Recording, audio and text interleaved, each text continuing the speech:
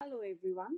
Today we're going to understand written communication. Communication is ideally importing or exchanging of information by speaking, writing, or using some other medium. So when we're talking about communication as a whole, we are talking about the transfer of information from one place, person, or group to another. So here, the successful conveying or sharing of ideas and feelings is what is important.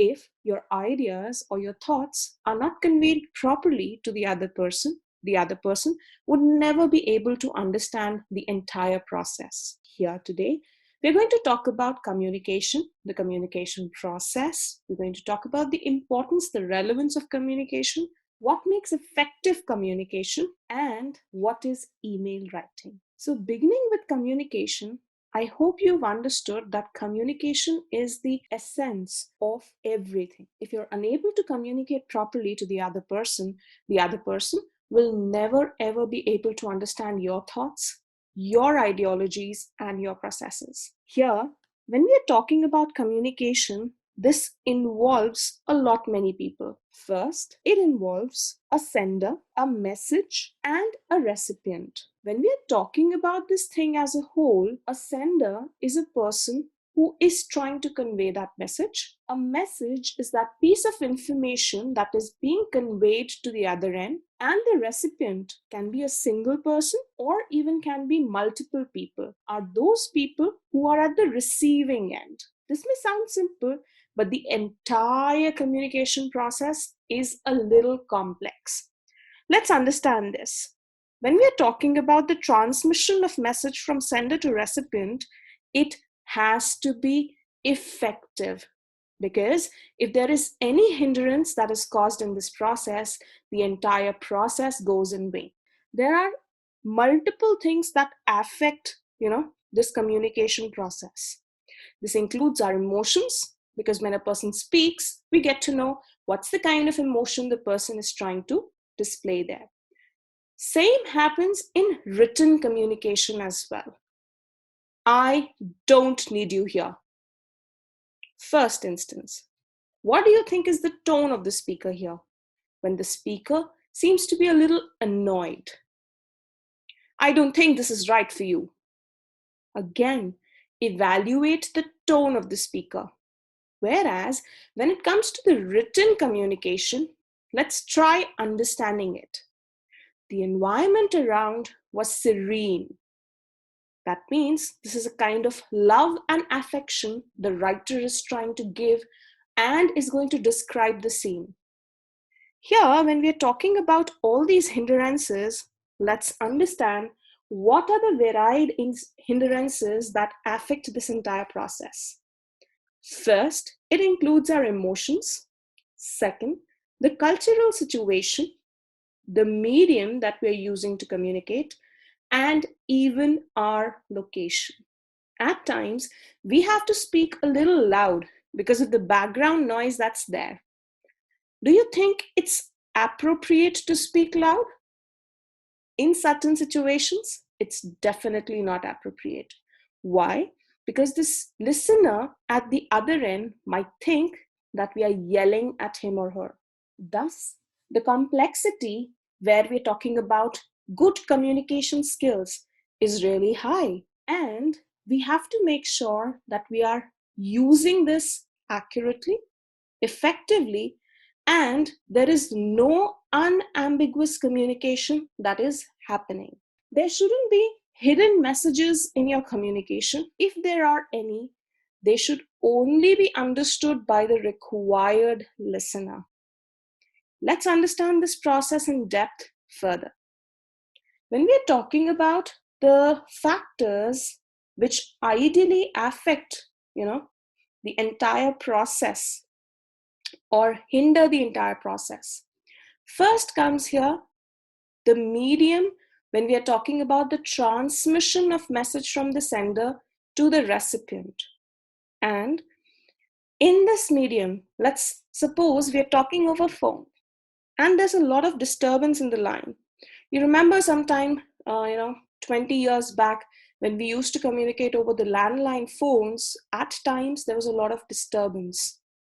That hindrance made both the parties speak a little loud. At times, this hindrance even causes the message to be short, or the message is not conveyed properly. That is where it acts as a hindrance to the communication process.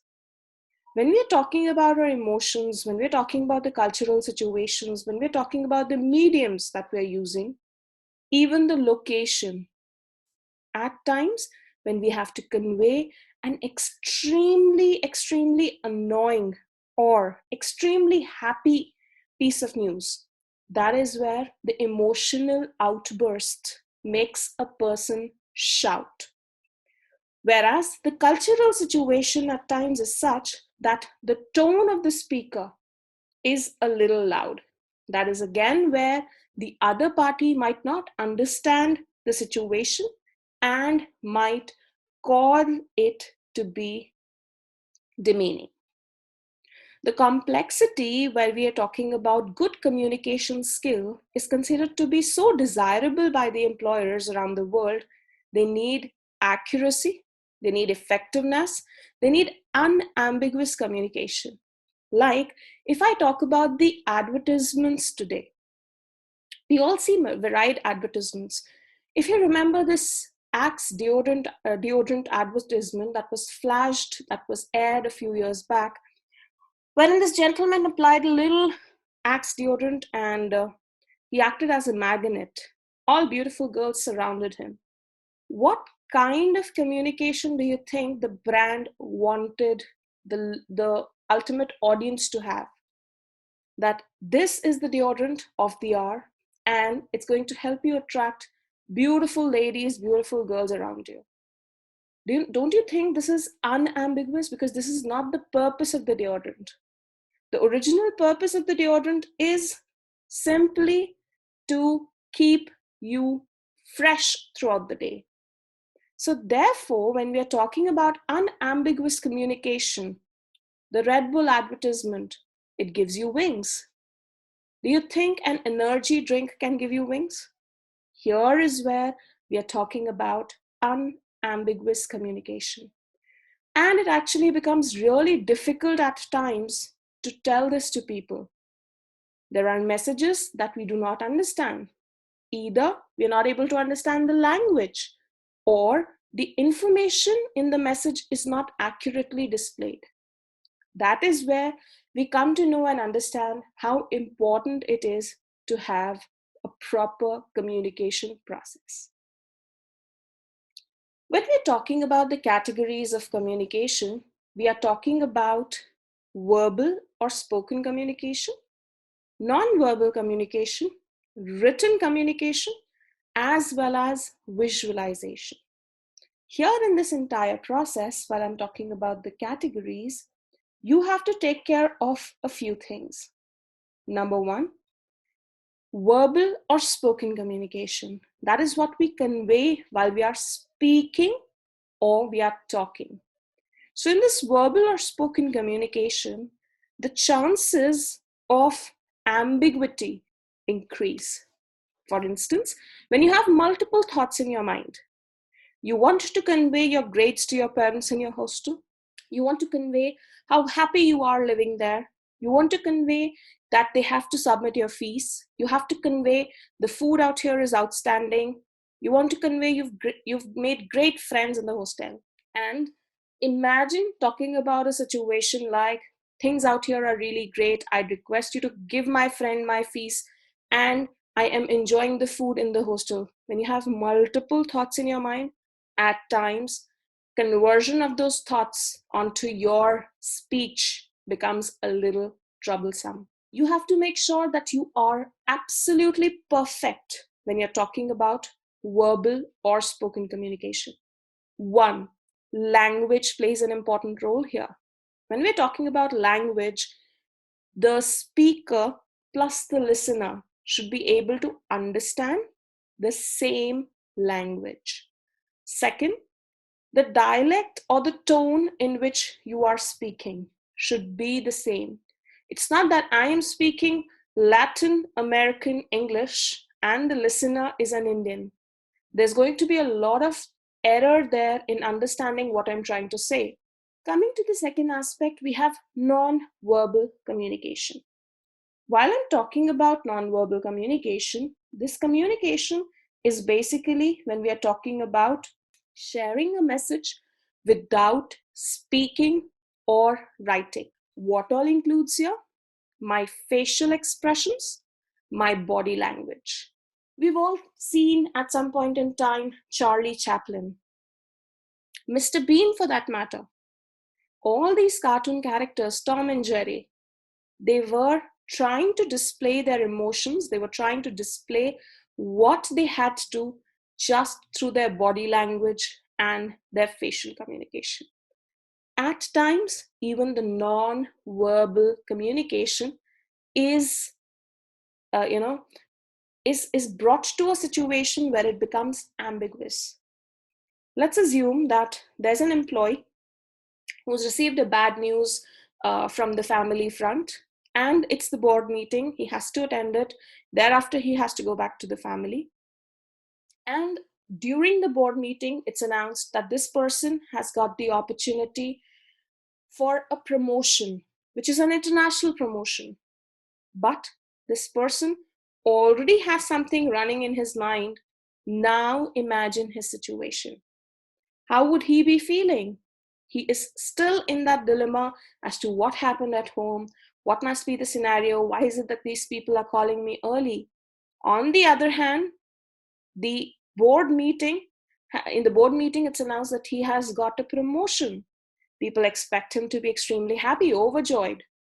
But the kind of facial expressions on his face are that he's extremely sad, he's tensed, he's still in a dilemma that what to do. Here is where the non-verbal communication turns out to be a fiasco. Moving on to the written communication. When we're talking about written communication, it involves any type of interaction that makes use of written words. When we're talking about written words, that is communication through either your chats, your messages, fax, emails, letters, etc. While we're talking about this kind of communication, we're talking about how do you think it is going to turn out to be effective once the sender as well as the reader know the same kind of language. Second, they are aware about each other. Third, they understand what is written there. So while we are talking about all these things, the last thing that comes into picture is visualization. Yes, this word has been derived from the visual appeal.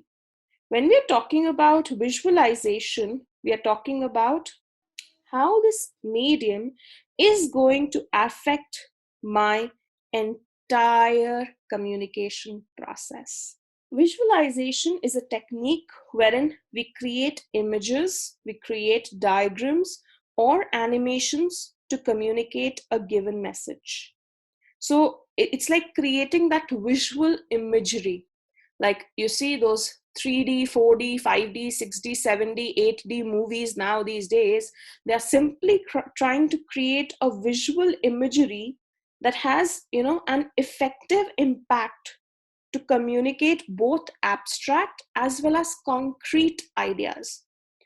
Here, when we are talking about, visualization, visualization is more related to your mental rehearsal. How well is it that you can coordinate and make your senses believe what is happening around? You have to create a picture and, keep in mind the defined goals. Let's assume you're trying to create a picture of a snowy hill station. There are going to be hills, there's going to be snow. What are the other things that you're going to imagine here? So create a goal before creating a picture. It creates a visual picture and, it affirms each goal. The visual picture has to be exactly the same as to what you're imagining it to be. Then, when we're talking about the working of visualization, It's often considered to be a powerful tool for self-improvement. But when we're talking about this entire piece, it's easy to be done by an individual. But at times it becomes difficult for the other person who is seeing it to imagine the same thing because he or she is not clear with the goal that you had set. There, it turns out to be a little problematic. Let's talk about the written communication. As we know, when we're talking about written communication, we're talking about making use of written words. Communication is the key. This is what we've learned ever since the beginning, right? Communicating through writing is essential today because when we are talking about the modern world, it's becoming ever so competitive and participative that, in this information age, it becomes ideally difficult to work without written communication. You want to place an order? Send an email. You want to raise a complaint? Write a letter. You want to talk to the head? Please book your appointment through mail. All these things fall under my written communication. Today, what we are doing through WhatsApp messages, on messengers, etc., is all written communication. This information age has altered the ways in which we communicate, and it has placed an increasing emphasis on written communication. So here, when we're talking about the number of ways in which the technology has empowered us, that is where we're talking about the increasing emphasis on written communication. The ever increasing use of computers, along with computer networking. Again, I'm talking about IT and technology. To organize and transmit information, that means the need for competent writing skills is increasing. Here, when we're talking about the ever increasing use of these, we are talking about how millions of people, previously did not require to do a lot of writing in their jobs. But today, emails, faxes, posts, letters, etc., have become a common standard in any job role.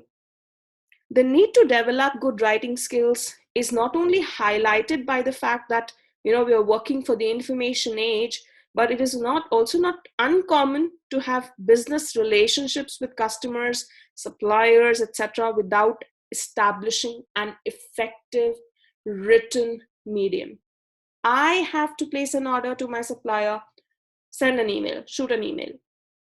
I have to check for my supplies, write an email to the production department. I have to check that whatever is working in the right process, in the right fashion. Again, emails, letters, etc., have become a very common part of business today. When we're talking about written communication as a whole, it is building relationships by conveying the right amount of message at the right time. The clear message has to, act as a trust building factor to improve the integrity between the writer and the reader. At times, we have mental blocks, something that I already have in my mind. I think that brands, luxury brands, etc., are not useful for me. Anytime I'm receiving a written communication through these luxury brands, I would think that it's a useless information for me. Here is the kind of trust that brand has to build and the impact that it has to leave on my mind. A well-written communication defines a specific goal. It identifies the problem. Also, it arrives at a solution. This is important when we talk about the aspect of a business. Why? Because here we are talking about how these executives have to frame this piece of written write-up that it doesn't sound too bulky. It is to the point, it is accurate, and it is understandable without any confusions. Here, when we're talking about this entire process, again, we'd be coming from where we began: the sender, the message, and the receiver. We have to cut short on all the problems that we are facing. Next comes out to be my sales representatives who would be explaining and who would be describing the features and the benefits in a fashion that motivates this person who is standing right in front of me to purchase that product or service. Here, along with the written communication, we're also talking about the verbal. But this verbal communication would only come to them once we have given them something in written. If they have any piece of writing with them wherein they're talking about either the product description or the service description, its features, its qualities, etc., that is where they'd be able to convince the person in front of them to purchase that. With this, let's bring in a small pause here. Let's recapitulate what we've learned so far, and then we'd be moving ahead. So when we're talking about communication as a whole, communication is the key.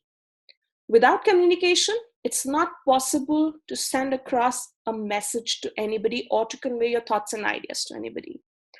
Here, when we're talking about this entire piece together, let's see what we learned under communication.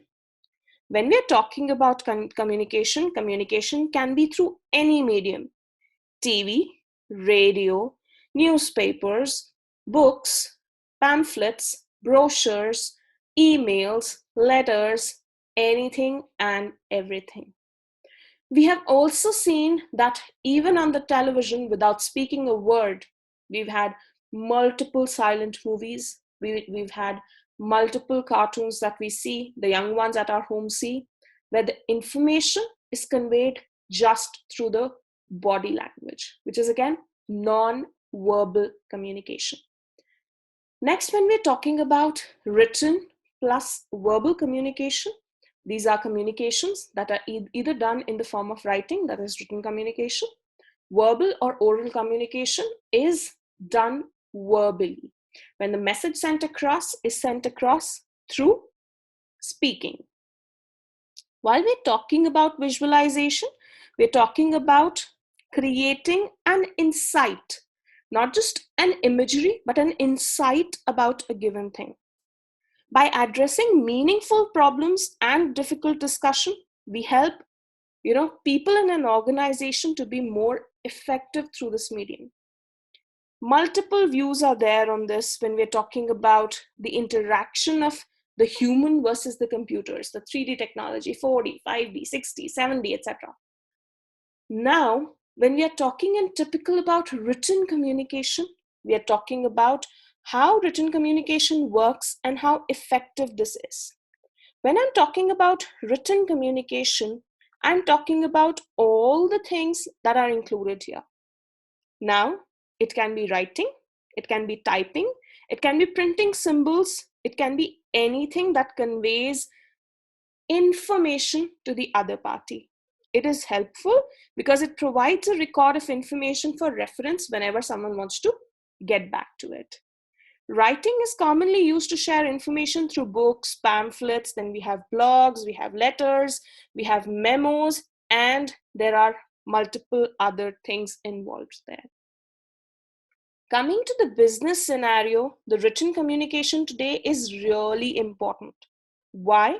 Because in the technology era, we have seen that it is basically the agreements, maybe to the suppliers, to the customers, etc., that have to be conveyed through the written medium only. On a daily basis, we have a mixture of verbal, non-verbal, written, and visual communication. So when we are talking about all of these, let's recapitulate them in a little detail. When we're talking about verbal communication, we should be using a strong, confident speaking voice. Otherwise, it's going to create hindrance in conveying our message. We again have to make sure that the person who's listening to us has to be an active listener. We do not have to use extra words. We do not have to make it creamy. We don't have to make it quotey. simple language to be used to convey the thoughts. When we're talking about non-verbal communication, it is the basic description of my emotions, but I have to make sure that it's not intentional, that I'm trying to show something else, depict something else, and the person on the other end is understanding something else. When we're talking about visuals, I have to consider my audience, the audience that I'm talking about here. I have to make them clear, and each and every message of mine should be clearly understood to them. When I'm talking about the written communication, simplicity is my key. I do not really have to rely on someone else that he or she will understand on his or her own. I have to make sure that the message that I'm transmitting is clear. The tone is clear. When it's time to review my written communication, I have to make sure that it is clear and understandable. With this, let's bring this session to a pause. We'll be getting back soon after this. Thank you so much.